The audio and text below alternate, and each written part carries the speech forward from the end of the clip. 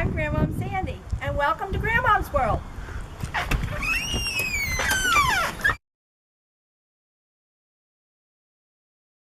Thanks for stopping by.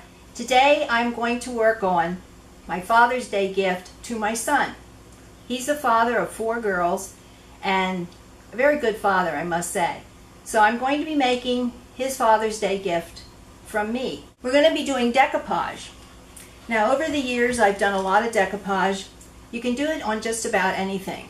You can take an old piece of tin, an old piece of metal, and you can paint it. Buy some kind of a picture on it out of a magazine, wherever you find something, and then we decoupage over it.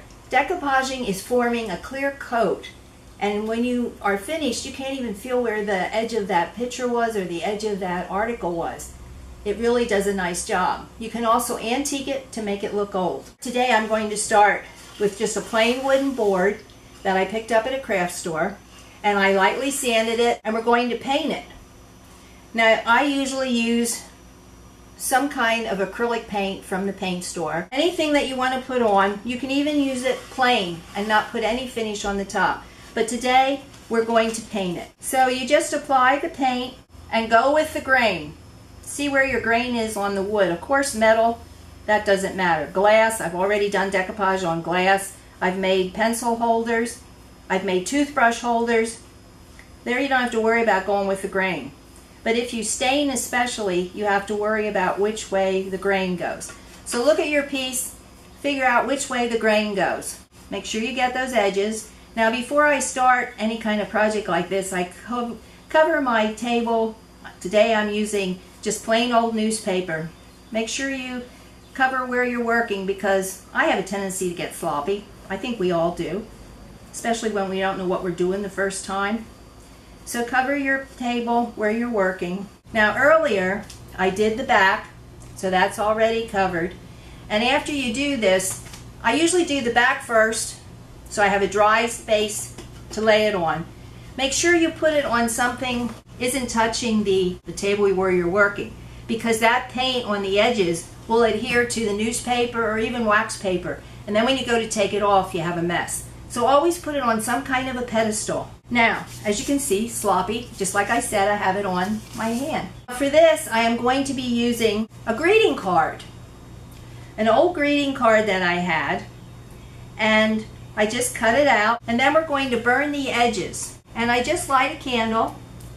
Candles seem to work the best. And then you just hold it in to the edge of the candle and let it catch fire. Let it burn a little. There's my flame. And then blow it out. Let it burn in a little bit so it gives a rough edge. This will make it look old when it's finished on the plaque. So we're just going to burn the edge now. I'm going to lay it down, a wet paper cloth, and wipe that edge. Get away all that ash that accumulated from burning it off. You don't want that transferred onto the picture. So earlier I went ahead and I burned all the edge all the way around. Here are some of the other things that I've done in decoupage. I did a series of the Amish. I found pictures in a magazine of the Amish, and I made 3 different ones that you can see here on the wall to put them in a grouping. Again, a piece of wood, an article out of a newspaper, decoupaged it a couple coats, and that was my series on the Amish. Now we have our board that we painted on both sides, did all the edges, did the back. When that is dry, we are going to put on the picture, which was the cover of a greeting card. We burnt the edge. So first we're going to use, you can use Elmer's glue. I get tacky glue at the craft store, but you wouldn't have to use this. You could use Elmer's. We're going to put the glue on the back, and I use a sponge brush, same kind of brush I use to put on my paint on the plaque. I like the sponge brushes because you can rinse them out and reuse them again. So you're going to coat this whole back with the paste. You want to get it covered good, but you don't want an overabundance of the glue on it because it will come through on the edges. And then we're going to center it on our board. Work from the middle out, smooth it on. Now I have a heavier piece. This is from a greeting card, so this is a heavier piece of paper. These are a little bit easier to do. It might take an extra coat of the decoupage coating, but these are easier to do when they're a little thicker in weight. When you have a thinner piece of paper, you have to be careful that you don't pull and stretch it. The paper becomes moist from the paste, and you have to be more careful if the thinner it is. You can do this with photographs also. You can adhere a photograph to a piece of wood. They're easy to do too because they don't stretch. And there we have it. So now we're going to let this dry for a couple hours, and then we're going to start our first coat of decoupage. Now we're ready to start our first coat of decoupage. This is what it looks like. It's called Mod Podge. So usually what I do, I just pour a little bit on my picture. You can be as sloppy as you want, and just let it flow all over your picture and coat that whole picture. Now you saw how much I poured on there. I'm going to pour more on because I want more on here, want it thicker yet. The sides and the back also the same way. We're not going to do as many coats. The sides, the back, only one coat, just to give it a finished look. The top is where we want the heavy layers to cover that piece of paper.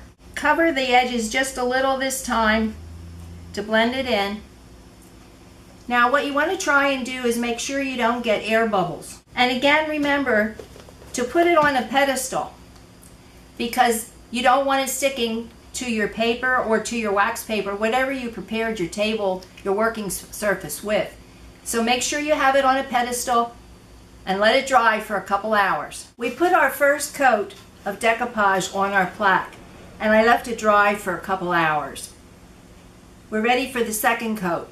When your board or whatever you're using goes from white to clear, that's your indication that you're ready for your second coat. So now we're going to put our second coat on and let it dry again.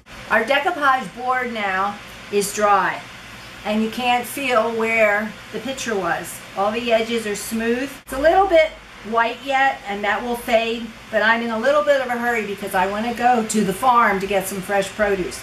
So I'm going to go ahead and show you how to antique this. I usually use either black or burnt umber. This one is burnt Sierra. And you just squirt it on, and you're thinking, oh my God, what's she doing? Cover the whole thing. And right away, as soon as you have it covered, go back with a damp paper towel and just streak over what you don't want. But just keep going over it until you have it the way you want it with an antique look to it. Just play with it until you have it where you want it. The only thing left to do now is to put the hinge on the back, the bracket where you can hang it. Here, I think that looks pretty good. That's exactly how I wanted it. So now we're going to put the fastener on the back so that we can hang it. And I get these fasteners at the craft store. They already have the nails in. They are very easy to put on. You just press it into the wood and give it a couple taps, and there is our plaque all ready to hang, and I can give it to my son for Father's Day. And there we have it, a decoupage plaque, another one, but this one will go for Father's Day to my son. Thanks for coming to Grandmom's World for the craft that we did today. It's called decoupaging. You come back again soon.